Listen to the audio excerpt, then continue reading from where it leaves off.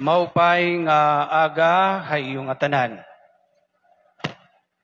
Hanya na nga April 23, may the article dida ha Rappler in usang nga experience yan, usang nga Muslim nga nagkamayada hiya audience han aton Santo Papa. Ngan hingkadamo ko nung apoy din niya mahiyakan, aniya nahiyakan hatubangan ng Santo Papa, alaikum assalam. Ngan naipausa nga nalipahiya, kay an baton han Santo Papa, salaam. Karagsingon, kalinaw, peace. Mga kabugtuhan ka ni Kristo, diyan aton pagbasa yan na, an aton Ginoo naghatag liwathin greetings of peace, siniringhiyaan kalinaw, maada hayo. Dili lang makausa, dili lang makaduha, kundi makatulo. Masaring kita paulit-ulit talaga, parang sirang plaka. Para haakon, ginbalik ini nga greetings hingkalinaw, kay anaton ebanghelyo mismo, nagpapahinomdom nga ang mga tinunan nakada hinkahadlok.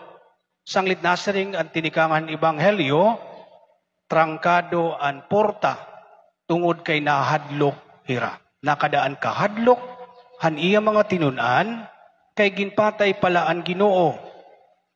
Gindakop ang Ginoo. Ginpakurian. Bangin liwat hira pagdakpon, ngan pagpatayon. Nakadaan kahadlok.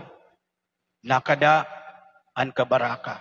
Ngan dirila kabaraka, nakadaan pagduda. Sugad kan tumas. Ngan dirila pagduda. Mga pakiana. Hakamatuuran, mga kabugtuan ka ni Kristo, ini nga greetings of peace, dirila ini may da relevance, di da nahinanabo, han aton mga tinunan. Di da liwat iton aton kinabuhi. Ano? Ada kita hindamo nga mga problema, nga mga kakurian. Ada kita hin mga pakiana. Ada kita hin mga pagduda.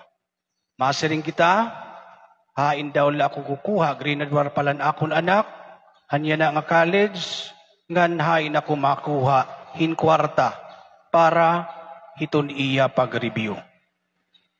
Ada itong pakiana, nga iton aton asawa at gawas, ano daw la, kung matinumanon lagi hapon niya akon. Ano daw la, kung kinaon na hiya. Ano daw la, kung maupay iton iya nga turugi na. Ada iton mga pagduda dat aton kinabuhi. Sanglit, may da relevance, iton kalinaw, nga ginahatag ha aton, di da iton Ginoo. Ngan para aton, importante ini kaupay. Kay ano? Ada nga ni kitahin kagupong ngan kasamok, ada nga ni kitahin problema ngan mga kurian, diri naton kinikita, iton bugos nga kahimtang. Kulawin naton iton dagat, kun mamadlos, diri naton kinikita, iton salad. Sanglit, angayla nga aton, ma-experiensyahan, iton kalinaw ni Kristo, para makita naton, ano't aton makita. Kung aton kinulawan, di dan aton ebanghelyo, ang pagsiringan aton ginuan kalinaw, madahi iyo, anong ginbuhat ang Diyos? Siyahan, iya ginpakita an iya mga kasamdan ngaton iya mga tinunan. Pagpahinumdom nga ini nga kasamdan asya ini iya gugma para haira. Ngan amo liwat ining ginbuhat katima niya pagsuring ha kalinaw nga da kan tumas nga nagdududa. Inin akon kasamdan, ini an akon mga ulat pagpahinumdom han akon gugma. Ngan hay katulong dan ikaduha nga beses, gintagan pahirahin misyon, han aton Ginoo, hin pagdarahin, pagpasaylo. Sanglit makikita naton nga haluyuhin nga ira pagduda han aton Ginoo, igin pakita, an gugma, ngan kaluoy, han Dios. Sanglit mga kabugtuan, ada nga ni kita iton problema, ngan mga kakurian, kinahanglan naton, iton kalinaw han Dios. Kay ano?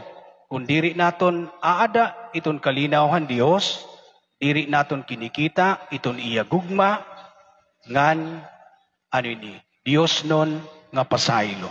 Sanglit may daw sa nga kanta nga gingakanta naton dinhi singbahan.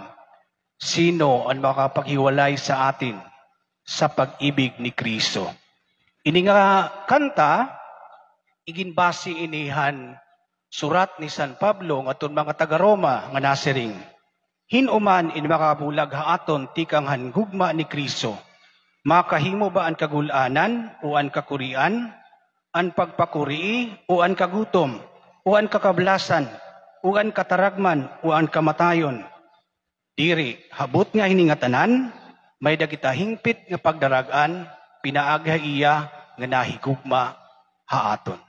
Sanglit, haluyuhit aton mga problema, ngan mga kakurian, haluyuhit aton mga pagduda. Aada iton kalinawhan Dios, aada iton iya gugma, ngan Dios non niya kaluoy, nga aton niya naging sasalin urog, yan na nga Domingo. Di dayton misa, may datutulong ay gayon, nga igin papakita iton kalinaw. Siyahan, kung obispo ito nagbimisa, iton obispo diri nasiring an Ginoo, maada haiyo. Nasiring iton obispo, an kalinaw, maada haiyo. Ay kaduhang nga beses, di dayton misa, nasiring iton padi. Ipakita naton nga an kamurayaw, ipakita naton nga an kalinaw, nagahadi diniha aton. Nga nasiring kita aton mga kahigrani, peace be with you. Nga nakatapusan iton misa, nasiring iton padi. Human na an misa, balunan niyo an kamurayaw ni Kristo. Ini nga mga buhat, di dayton misa, pagpahinumdum iniha aton. Nga di dayton kalinaw iton Dios, aton may bibilngan iton gugma, nga Dios non nga kaluoy.